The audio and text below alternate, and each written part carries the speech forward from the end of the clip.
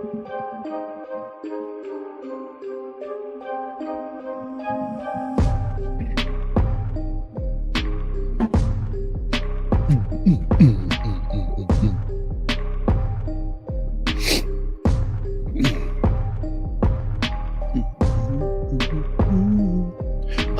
baby. Is there music? I don't hear no music.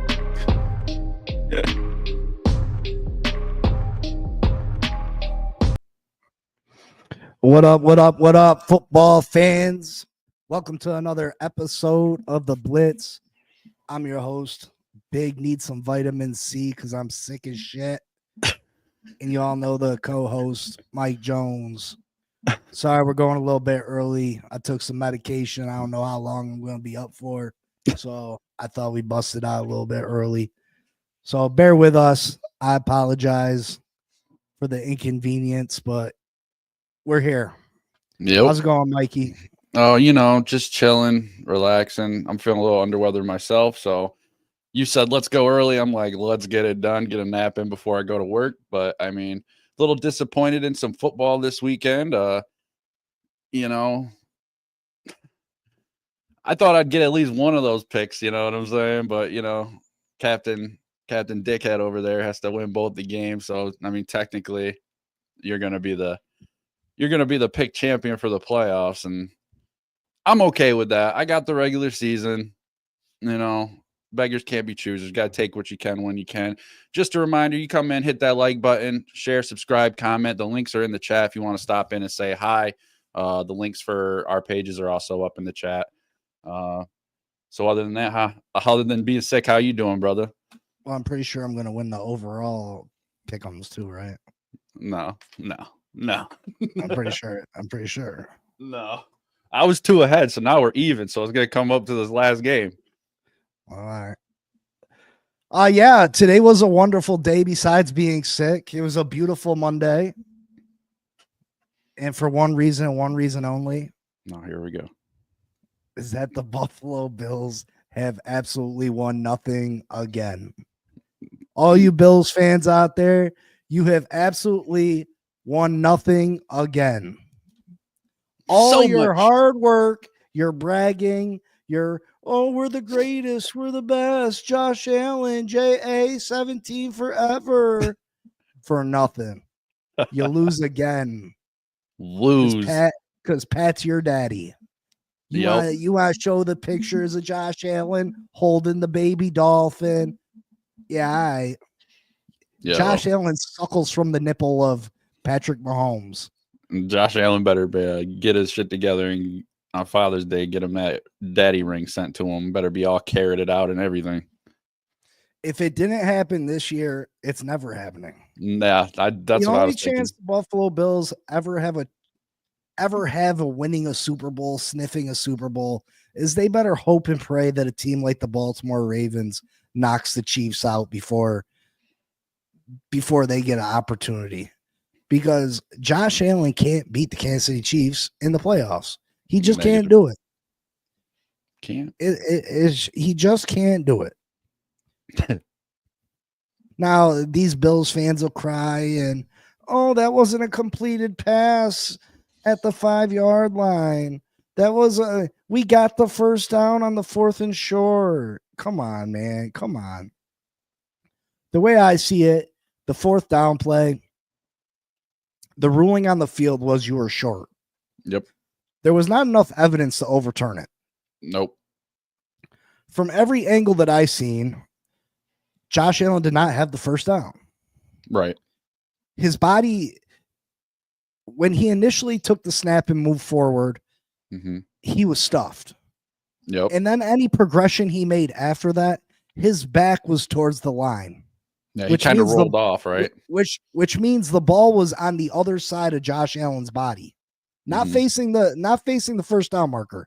So even if Josh's body crosses that line, the football doesn't, because the football's behind him.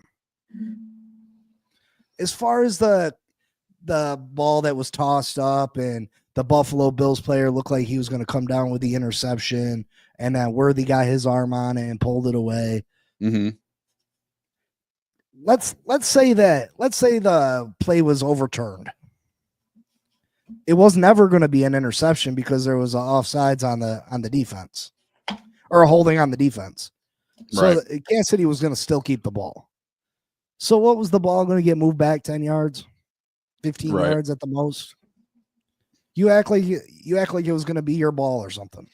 No, Kansas City was still going to have first down and 20, first in the red zone, which there's a good possibility they were still going to score.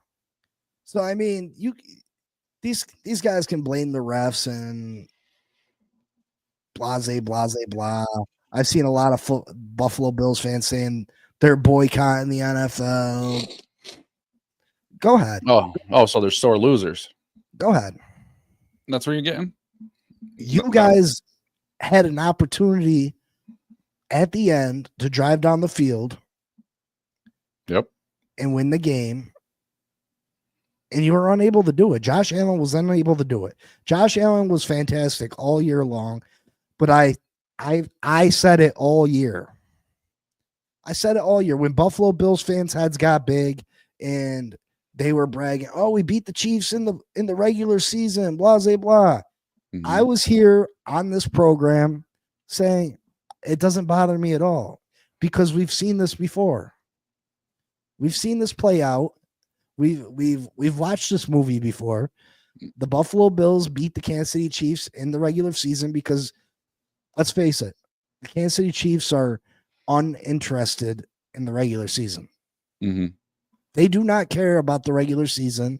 They do not care about giving up their game plan for the playoffs. They don't care. They'll let you come in there and beat them. They'll let you get in your head to think that you have a chance. But when it's showtime, you couldn't get the job done. Nope. And what's scary about this is that Travis Kelce didn't have a big game. Nope. The Kansas City Chiefs they didn't have a running game. They beat you with Juju Smith-Schuster having 2 big catches. They beat you with their rookie receiver that the only reason they were able to draft that rookie receiver is because you traded that pick to him. Mm-hmm. So thank you, Buffalo, for giving them the fastest player in the draft. They just, Buffalo had a great season, but this is Buffalo and Josh Allen's peak. Yep. This is where they peak out at. And Josh Allen's always going to be second fiddle to Patrick Mahomes, and Patrick Mahomes got a lot more years to play. So have fun, Josh Allen, being second best. You better hope that Patrick's team is just riddled with injury, or they just don't have the team, because I was worried about Kelce. I was like, if they could shut down Kelce, but Kelce didn't even have a game like that. But all they did was they swapped out Worthy and Schuster on them crossing routes in the center, and it was open. And I can't say I wasn't expecting Kansas City to win. I was rooting for the Bills because I picked the Bills, but it is what it is. You talked about it all year. I've talked about it all year. I think that a lot of those games were lucky. I think that they definitely had luck. But you know what? At the end of the day, it doesn't matter whether it was luck or not. The fact is they're in the playoffs and they're going to the Super Bowl, and the Buffalo Bills are not. Detroit Lions are not. The Ravens are not. All these teams that had all this hype coming into the playoffs. So at the end of the day, we're sitting here with the Kansas City Chiefs and the Philadelphia Eagles yet again. And you know what? Who am I to say they don't deserve it? Because they are going for a three-peat. They are going to attempt history. And gosh damn, I say it could be a really good game. And I'm excited to see how Saquon performs in his first year as a Philadelphia Eagle in the Super Bowl. Damn, bro, you're jumping out the window. We haven't even gone over that game. Oh, yeah, we can talk about that. They all know who won. You crazy? But still, I didn't talk about that game. I'm talking about the Super Bowl. I mean, you're talking about Super Bowl. That's the game after. Yeah, well, fuck it. Whatever. But anyway, the Kansas City Chiefs are on the verge of history. Just take a look at Tom Brady, considered the GOAT, 7 Super Bowl rings, seemed, before Tom Brady, the record was 4. And then Tom Brady came along and won 7 Super Bowls, and you're like, nobody's ever going to touch that. But look at what Pat Mahomes has done in 8 seasons. In 8 seasons, he could be winning his 5th Super Bowl already. 5th. 7 AFC championship games. It's just unheard of. I mean, it's a stretch, but Patrick Mahomes could have his 7th Super Bowl title in his 10th season. Yeah, and I mean, that's, like I said, that's pushing it. That's into the future. A lot could happen between now and then, but I don't see anybody that can knock off the Kansas City Chiefs. I mean, every year we think this team can do it, this team can do it, this team can do it. Yeah, at the end of the year, who's at the finish line but the Kansas City Chiefs? So very impressive performance by them. Kudos to them. I have the deepest sympathy for all Bills fans. Not really. But anyway, yeah, Buffalo, congratulations. You won the AFC East again. Yay. I'm sure. And then we had the NFC playoff game. We had the Washington Commanders and the Philadelphia Eagles. Of course, the Philadelphia Eagles won. Another outstanding game from Saquon Barkley. He just continues to amaze me. Again, I'll repeat that the general manager for the New York Giants should be fired just off the simple fact you let this guy walk out the door. If you're a fan of the New York Giants, if you're the owner, if you're fellow players, you have to be utterly disgusted that Saquon Barkley was on your team year after year after year, yet you did not put the proper offensive line in front of him. You didn't put any other weapons to go along with him. You just wasted him. And you got to be sick to sit here and watch this guy have one of the greatest seasons in NFL history in his first year with his new team. And you let him walk out the door. You let him walk right out the door. A generational talent. Just such a team guy, too. Such a unselfish and team first guy. Does everything the right way. You let walk out the door. Absolutely ridiculous. Absolutely embarrassing for the New York Football Giants franchise. They should be ashamed of themselves. And if I was a Giants fan, I'd probably hang it up. But good thing I'm not a Giants fan. Anyway, if you know any Giants fans, check in on them. Check in on them. Make sure they're safe. Make sure that they're cared for. Listen, this game wasn't overly close, but it was close enough that you felt Washington still had a chance all the way up until the fourth quarter. And then, to be honest, the turnovers just ended up getting to them. First 2 games of the playoffs, Washington didn't have any turnovers. Yesterday, they ended up having 3. Off of 3 turnovers, the Philadelphia Eagles scored 3 touchdowns. That's just a recipe for disaster. Jaden Daniels continued the fight. Zach Ertz had a huge game. It was just there just wasn't enough. I mean, the Philadelphia Eagles rushing attack was just too much. This Philadelphia Eagles rushing attack is something like I don't remember ever seeing before in the NFL. Where you got a quarterback who's got 14 plus rushing touchdowns. Your running back's got 14, 15 rushing touchdowns. Yesterday, they combined, Jalen Hurts and Saquon Barkley combined for 6 rushing touchdowns. That's amazing. That's amazing. How do you beat that? How do you stop that? The tush push, I really think the NFL needs to do something about it.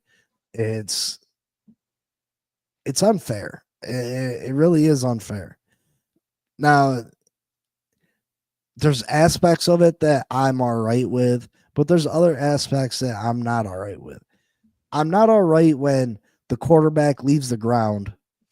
He's no longer able to help himself move forward. Yet he body surfs 3-4 yards for a touchdown. I don't think that's fair. I don't think it's fair that a quarterback gets uplifted and carried into the end zone.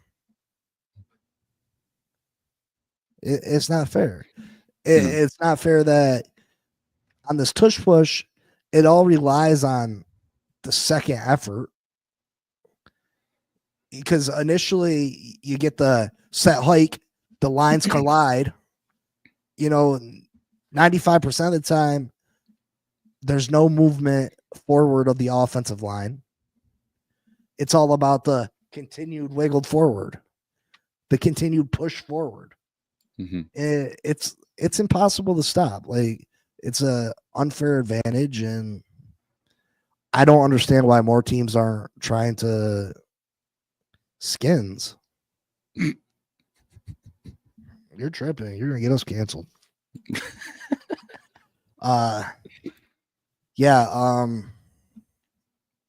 just don't like it. I don't like it. I don't like Nick Sirianni. I don't like Vic Fangio. I was really hoping that Washington could pull it off. The only bit of happiness that I get is that I want to see Saquon Barkley succeed, but I really feel bad for the Washington Commanders. But hey, this Washington Commanders team, they got a bright future. They got something like $80 million in cap space coming up. Mm-hmm. They got the potential to be a great team moving forward. You haven't heard the last of them. Jaden Daniels, Rookie of the Year, 100%. This kid's gonna be a superstar in the making. Mm-hmm. Yeah, I agree. And like you said, they haven't even they got all this cap room this coming off season, and they've done so much just this year that I don't think anybody was expecting. Nobody sits there and expects a rookie quarterback to go all the way to the championship game. So, and now with all these building blocks that they already have in place, just to be able to have all that money for this next season coming up, this is going to be a dangerous team next year. I mean, they were a dangerous team this year, but really, if they make the right moves, get the right personnel in there, they could be a really dangerous team, and that scares me because they're an NFC East team, and I don't like that. I don't like that. Definitely making it harder for those Giants. Yes, they are. So, yeah, I agree. And on the other side, the Philadelphia Eagles, they just too much. We were talking about the turnovers, and a lot of these games come down to turnovers, and unfortunately, Washington just had way too many turnovers to overcome, and they didn't have a chance. And then Philly pulled away and just put the burners on and didn't stop until they were done. So, but overall, Jaden Daniels, I don't think you can ask for a better rookie season. Phenomenal season, definitely one of the best rookie seasons ever, if not the best. And I expect a lot. I expect to see a lot from him in the coming years. So we shall see. We shall see. Yeah, I mean, I fully expect this team to be fighting for the AFC or the NFC championship game again next year. Mm-hmm. I mean, with 80 million in cap space, in reality, you could, I mean, they're not going to probably go about it this way, but you could add four superstars to your team. Yep. You know, and that's without the draft too. You still got the draft. So this team can be light years better than what they are this year, and that's a scary thought. Jaden Daniels is probably going to be better than what he was this year. Oh yeah, that's a real scary thought because he's just got this calm, cool confidence about him. He doesn't get flustered. Even when things started going bad yesterday, he was still back in that pocket, just moving his team down the field, and that's the trademark of a real franchise quarterback. And I'm super stoked for them. I'm super jealous of their team. That's how you build a franchise. Dan Quinn's done a hell of a job over there. Definitely impressed with them. And now we get a rematch of 2 years ago Super Bowl, the Philadelphia Eagles and the Kansas City Chiefs. You got the mini goat versus the unstoppable tush pushers. It should be a hell of a game. Kansas City's favored right now. I'm actually a little surprised by that. We'll see if it doesn't change over the course of the weeks to come, but I would think Philly would be favored. Yeah, I mean, I would think that too. I mean, I don't know, man. It's just with Saquon, and Jalen was supposedly hurt, but he looked fantastic. Again, he didn't have a lot of rushing yards, but he had rushing touchdowns. So I guess that's what's important. But that was what I was. He threw the ball well. That's what I was concerned about. I was concerned that he's not going to be able to move, and I was thinking maybe Washington could take advantage of taking one of those aspects out of their defensive scheme, and it just didn't matter. Jalen, he can sit back there in the pocket. He was rolling just fine. He was running just fine when he had to, and obviously it wasn't that big of a deal if he's doing the tush push and shit. So, yeah, I definitely thought that he was going to be a little bit sore. He took a hit by his legs. I was concerned for a minute. I was thinking, oh, not that, but he got up like it was nothing. So, yeah, this Philly team I think is definitely going to give Kansas City a very difficult time in the Super Bowl. And they're my favorites. I got the Philadelphia Eagles winning this one, but every time I pick against Kansas City, they go and show me why they're the world champions back to back, going for 3. Yeah, they just got a different mentality. They operate different. They remain cool under pressure, and they know how to get it done. Andy Reid, he's got to be in consideration for one of the greatest coaches of all time. They're just an amazing what he's done here. Andy Reid, back when he used to coach Philly, he took them to the 4 Super Bowls, or 4 straight NFC Championship games. Mm-hmm. He was a fantastic coach over there. He's the all-time win leader for the Philadelphia Eagles and the Kansas City Chiefs. He's just an absolute all-time great coach, and you mix that with an all-time great quarterback, you're bound for lots of success. The Tom Brady and the Bill Belichick's, it's just amazing. It's almost like he's got a totally different scheme when it comes to playoff time. It's like they play a normal game all regular season, and then it's like, oh well, it's playoff time, and they just take the last gear that most teams don't have, and they find a way to win. They're calm, they're cool, they don't panic, they don't get frustrated. They know what they're doing, and they move down the field like it's nobody's business. And that's what makes great quarterbacks, is you never want to let the quarterback like that have the ball last. And Unfortunately, Buffalo had their opportunities. Like, don't get it twisted. Buffalo had their opportunities to take this game. They had an opportunity, and they just didn't. Josh Allen just didn't have enough in him. It wasn't all on Josh Allen. Obviously, you have a crazy throw that he made that I thought he was just throwing up, and then Kinkley was right there. Was Kincaid. that Kincaid?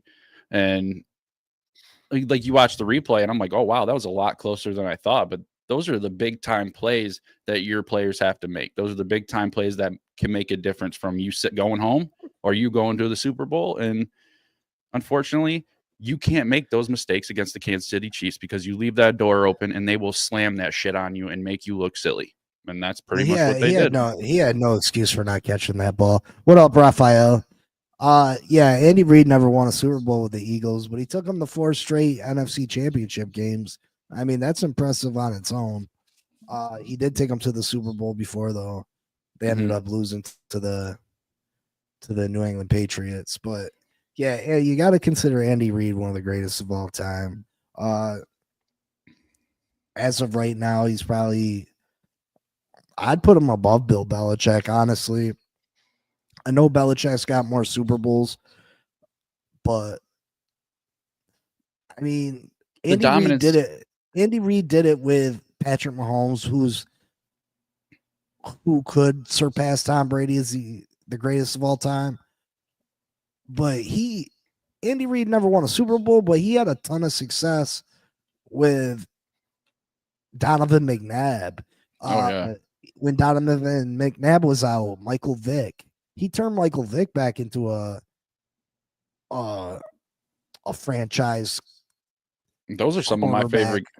Those were some of my favorite games to watch. Was Eagles Giants back in the day, like with Donovan McNabb, and like those were the when the rivalries were so.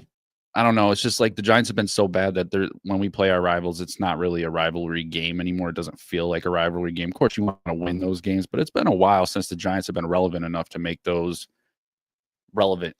But Andy Reid was definitely a thorn in the Giants' side back when he was with the Eagles, and Donovan McNabb with his legs and the hell of an arm. So, yeah, I think Andy Reid is definitely up there for the top coach in the league. So, I'd have to agree with that statement.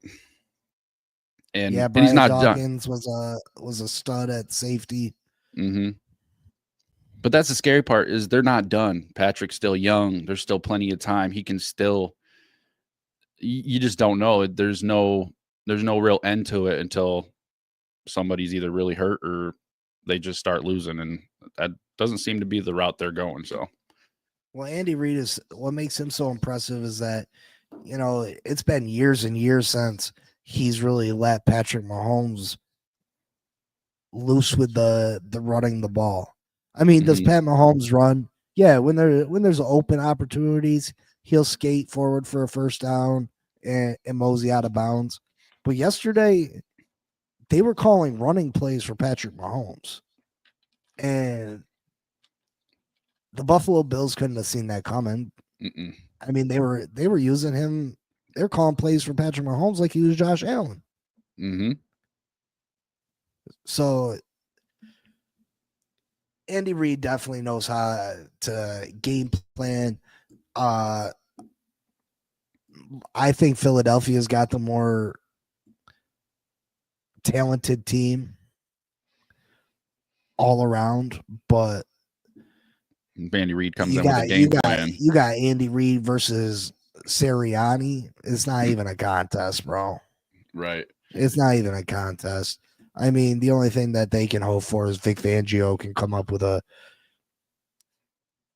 game plan to slow down Pat Mahomes, but we shall see. I mean, that's what it looks like. I mean, that's what it's like. Like I said, that's what it seems like to me is that they have a different scheme, and they definitely have.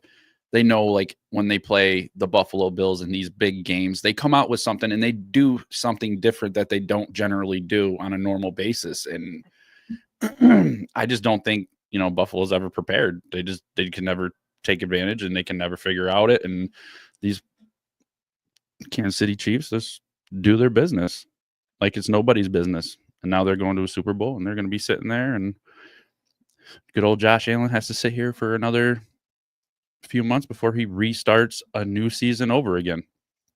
And I think this is his best chance. I mean, who knows what's going to happen next year? Who knows? Raphael says the Eagles are going to blitz Mahomes. Mm-hmm. Yeah. But the Kansas City Chiefs are probably going to blitz the Eagles. They're going to have to figure out a way to counteract that. I mean, if Patrick Mahomes starts completing passes downfield, Xavier Worthy's one of the fastest guys in the NFL. I mean, if you're blitzing the safeties or you blitz the linebackers, you're leaving somebody free. And I don't know if there's a quarterback in the NFL that you would trust more to find the open man than Patrick Mahomes. Mm-hmm. So, like I said, they beat the Buffalo Bills without a rushing attack yesterday, without Travis Kelce having a great game. That's scary. That's scary. You can understand if they beat the Buffalo Bills and they rushed for 150 yards, or Travis Kelce had 9 catches for a $125 and 2 touchdowns. You'd be like, oh, that's why they beat them. But the fact that they didn't have those stats and they still won, that's scary. Mm-hmm. D-Hop, wide receiver. Yeah, D-Hop is at the end of his career. He hasn't really shown me much. As I was expecting more from him with the Kansas City Chiefs, and he just hasn't delivered. It's crazy how fast people really fall off that ledge. You know what I mean? They go from, I mean, it seems like he was having a great season with Kyler Murray just 2 years ago with the Arizona Cardinals. He gets traded over to the Titans and his career is straight over. You know what I mean? It's crazy how that works. Yes, sir. But we shall see. We shall see. I was telling, I had went live this morning and I had discussed Tyreek Hill finally went public about his comments after the final game. He was live on Twitch while he was on there playing video games, and he explained he was frustrated, you know, and he's like, you know, I bust my ass. I feel like I deserve to have the right to say something. He said, what other way are you going to get these people, referring to the front office, to make the moves that they need to make to improve this team if you don't say nothing?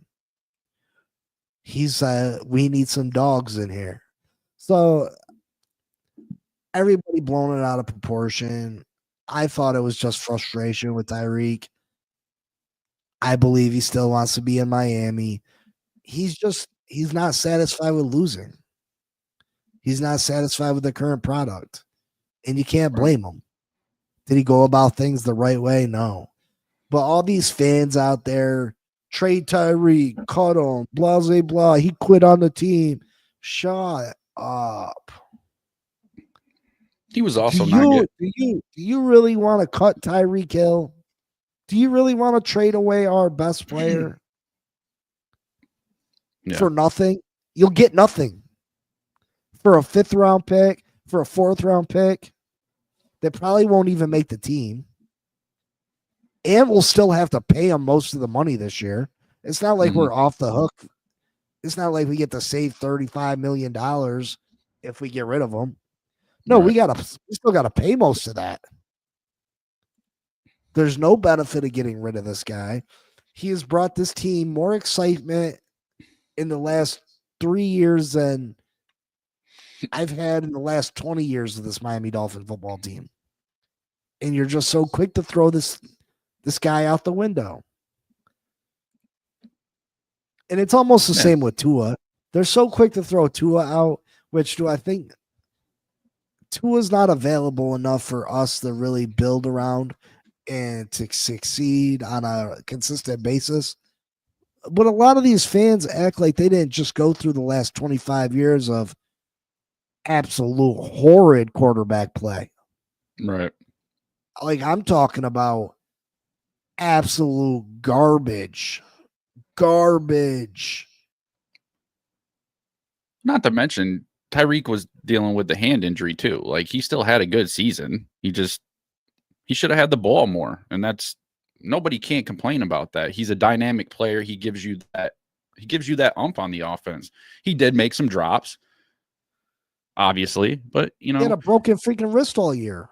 Exactly. So there's reasons. There's a lot of reasons for all these things. There's a lot of reasons, and to sit there and jump on the get rid of Tyreek. I agree with you. Because when we were Giants, we had issues with Beckham and him throwing his little ass around and doing shit he probably shouldn't be doing. But you know what? When you have a player like that, it's not always a bad thing. Sometimes, yes, they're disruptive, but other times, it's sometimes what you need to get. It's sometimes what the team needs. They need to hear that. They need to hear that somebody cares enough to make those statements, that somebody cares enough to let out their frustration. They're not afraid to let out their frustration. And, I was worried about it when he first did it, but like you said, you know him better than I would. You watch him more because he's obviously on the Dolphins. I mean, I know Tyreek from KC and all that, but you pay a lot more attention to those players on the Dolphins, and you're like, oh, he's just venting, and that's what he is. I mean, but you can't sit there and put it all on Tua. You can't sit there and put it all on Tyreek. You can't sit it. It's a team effort. Football is a team effort. Don't care who you are. If Patrick Mahomes didn't have a good coach like Andy Reid, or he didn't have good coaches like that, he probably wouldn't be going for a 3-peat. Like, you need everybody on your roster. Not necessarily everybody, but for the most part, you are a team. You do everything as a team. So therefore, yes, you're allowed to get frustrated. You're allowed to voice your opinion. I think sometimes that's what they need. Tua might be a bust of a pick. But think about this. Tua is still the best quarterback we've had since Marino's retired. Facts. Almost 30 years ago. Tua is still the best quarterback we've had in the last 30 years. So he might be a bust of a pick. You're right. We can't count on him to stay healthy. But that's the biggest thing, though, is the health. People forget what we've had prior to him. Now we can't build a contending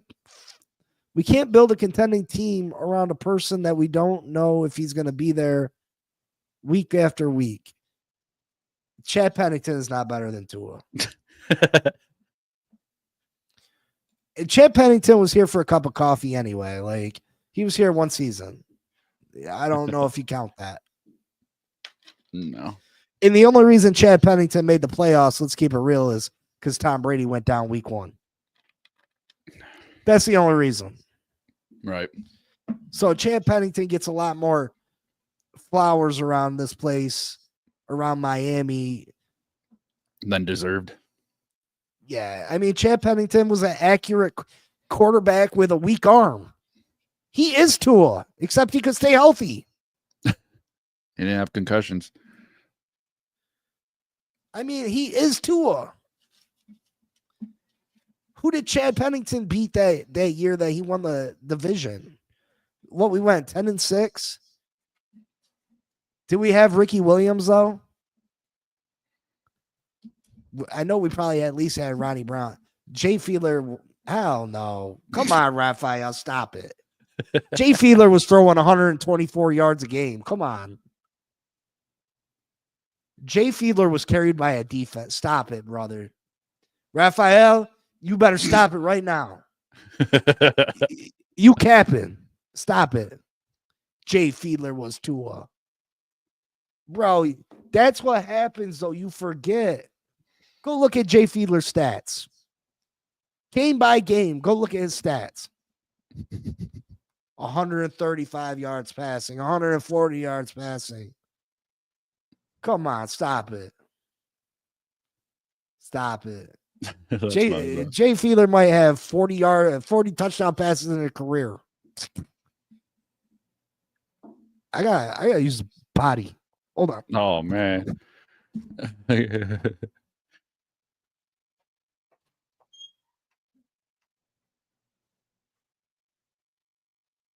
See how he just does that? Just dips on us. Just dips on us, yo. Just dips. And I'm not talking no damn Dolphins, so don't y'all expect me to say nothing about no Dolphins. Absolutely not. Absolutely not. I'll talk about, I don't know. Talk about taking a nap. Who wants to take a nap? Let's go. Podcast over. Big C's never coming back. Never. Who you got in the Super Bowl, Raphael? Who do you got?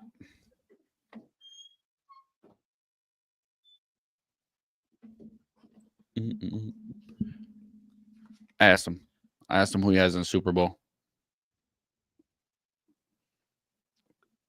Damn, that was quick, bro. Did you even shake? Yo, Raphael, go to bed. I got you. Raphael, go to bed. That's who I got. That's who I got, Raphael. Raphael saying Marcus Vick, Sage Rosenfeld. Come on, brother. Stop it. Raphael, I can't believe the hate is real tonight. Holy hell. Costa Nostra, you see what Raphael's spitting over here? You see what Sage Rosenfeld, Marcus Vick. You see Raphael capping over here? Sage Rosenfeld, Marcus Vick, Jay Fiedler. Come on, brother. Costa Nostra says, what up, Mike Jones? Oh, man. What up, brother? Who you got in the Super Bowl? Who do you got?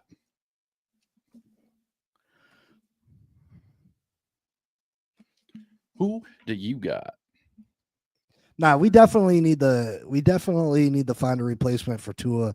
But like I was saying earlier, don't be surprised when this Miami Dolphins team is the best team that Mike McDaniel and Chris Greer have put around Tua in the 4 years that they've been together. All because Chris Greer is going to mortgage the future. He's going to create as much cap space as possible by pushing contracts down the road. And we're going to have a really strong team, I believe, this year. They're going to plug the holes. They're going to bring in some talented players. And if Tua can stay healthy, this team's probably going to be really good. Mm-hmm. It's probably going to be the best team that we've had. And this team has been to the playoffs. So if this is the best team that we've had and Tua can stay healthy, that means that we're going to have an opportunity to win a playoff game. That means we're going to have the opportunity to maybe win 2 playoff games. And where's that land you? That lands you in the AFC Championship game. Doom, doom, doom. So we shall see. We're going to start doing some mock drafts here shortly. Costa Nostra wants a three-peat. He wants to witness history. I like that, Costa Nostra. You're going to witness.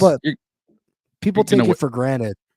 You're going to witness history regardless. I mean, because I believe if KC goes down, Saquon's going to have a crazy game, and he's already had a historic season. So yeah, but it's nothing like three-peat. It's nothing like a three-peat. I get that, but either way, you're going to see something magical depending on who wins. Yeah, but a three-peat, the first time it's ever happened in NFL history, is just remarkable. It's three-peat. No, you gotta respect the history. You gotta respect greatness. You get the opportunity to visualize this. You know how many people have watched football for how many years over the course of their lifetime and never witnessed this? It's amazing. All of us. It's absolutely amazing. So, yeah, we're going to start pushing mock drafts together. Probably a lot of mock drafts. You're going to see a bunch of them. I mean, this is the slow time of football season. You work up to free agency, starts in March. We're going to look at free agents, look at people's cap space, team needs. So we're going to go through a bunch of stuff. But yeah, like I said, I'm feeling under the weather. I took some medication, got me a little. That's why I told him I was like, I don't know if he'll come back. But I appreciate y'all stopping in. Make sure to check me out in the morning for another episode of the Fin Posse podcast. Stripe Club season is here. Is it, man? The refs didn't beat the Bills. But anyway, I'll see you tomorrow, 10 a.m. And we'll be back Wednesday with another episode of the Blitz. Any closing words, Mike? Hey, thanks for kicking it with us. Please remember, to smash Actually, that we might like hit button. we might hit you Friday with the. We might go Monday to Friday on the Blitz just because it's just a slow time of the year. There's not a lot to talk about. But we are working on coming up with a different podcast, just talk show, just regular everyday issues. So we're gonna fill our time. That we will. Well, remember, hit that like button, smash that shit, like, subscribe, share, comment. As always, links are always in the chat. If you boys ever want to stop in and have a convo with Big C, obviously, because you're Finns fans. But yeah, thanks for stopping by. Appreciate everybody, and we'll see you next time. All right, fam. We'll see you next time. Check out Fin Posse Podcast tomorrow morning, 10 a.m. Until then, fins up. Keep the stick moving.